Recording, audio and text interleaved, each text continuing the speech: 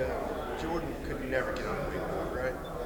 He couldn't. Honestly. He couldn't, and that's all. It's all mental for him because we sat down over there today, and he's like, bro, I'm so big I can never get up. Well, my past teammate Jackson Carman used to kill the wakeboard, and he's bigger than Jordan. So I told J Mac, that's some excuses. That's that I can't mindset. He's got to get that right. He's not really a thrill seeker, though. I don't think he went on any of the rides. Oh yeah, J Mac, he's diverse. He's a diverse individual. But nah, he's always loving to have fun. But yeah, he's not messing with that wakeboard. He's probably done with that.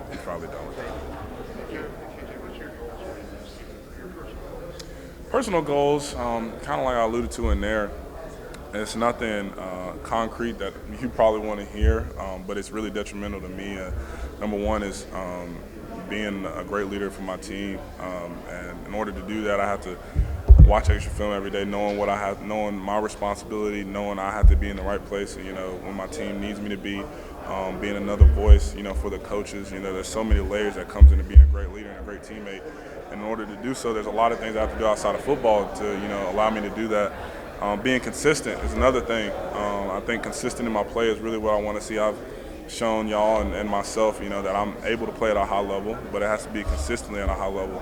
And so that takes, attention to detail and practice, correcting myself in film, and just all the little things, throughout the week in order to play my best consistently at a high level on Saturdays.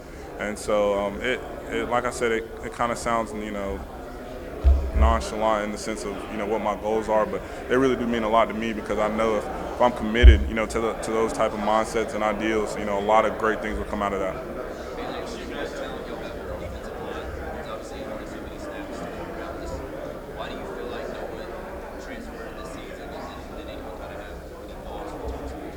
Yeah, Coach Sweeney says it best. His greatest teacher is experience, and we experienced a great defensive line in 2014.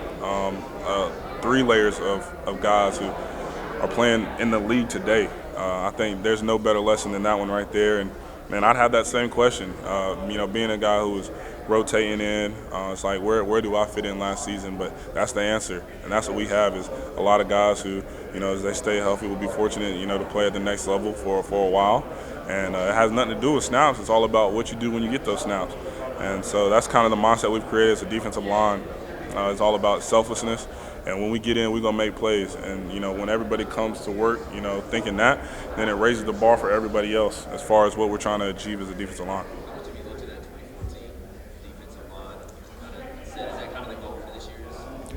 Yeah, I'd say, we watch them in film a lot of, the things that we learn from a play standpoint and how and some moves that they did, we'll definitely study. But everything that that we're trying to accomplish is set on moving forward, not backwards. And so we learn from them for sure. But it's all about finding a new dominance. That's for sure.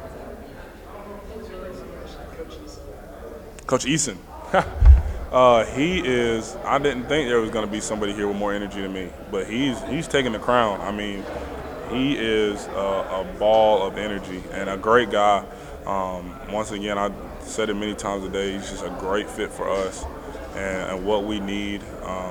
He's holding us accountable. He's coached in the league and he's treating us like that. He's treating us like guys in the league who coming to work every day and we got a job to handle. And I've really appreciated that being an older guy.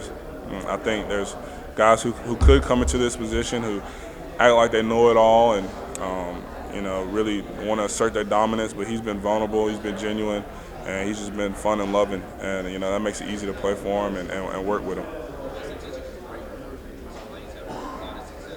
I think his diversity. He's allowed to go into so many different homes, and he's lived a long, strenuous life of having to fight through adversity, and he can tell a lot of stories and connect with a lot of people, and he's also just a great guy, and he knows what he's talking about on the football field. So when you put all those aspects together, it's just like, why not play for him? He's been there, he's done that, he's coached that, he's been through that. All right, so let's learn from him for sure.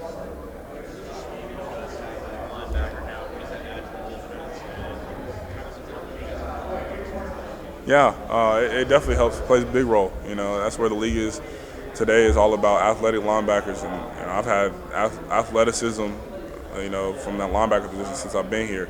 And so now we're just reloading in that sense. Obviously, have some freaks in some of the guys we have there now, and it's going to help, making sideline to sideline plays. And there's no doubt about it. Some mistakes will be made eventually throughout the season, and those guys are always there to cover us up. And I know they're going to be in the right place at the right time for us this year.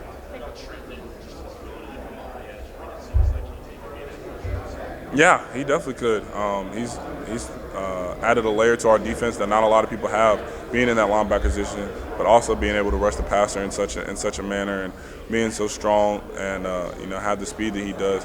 I think he works well, works hard, and he's just trying to be the best player that we could have for him.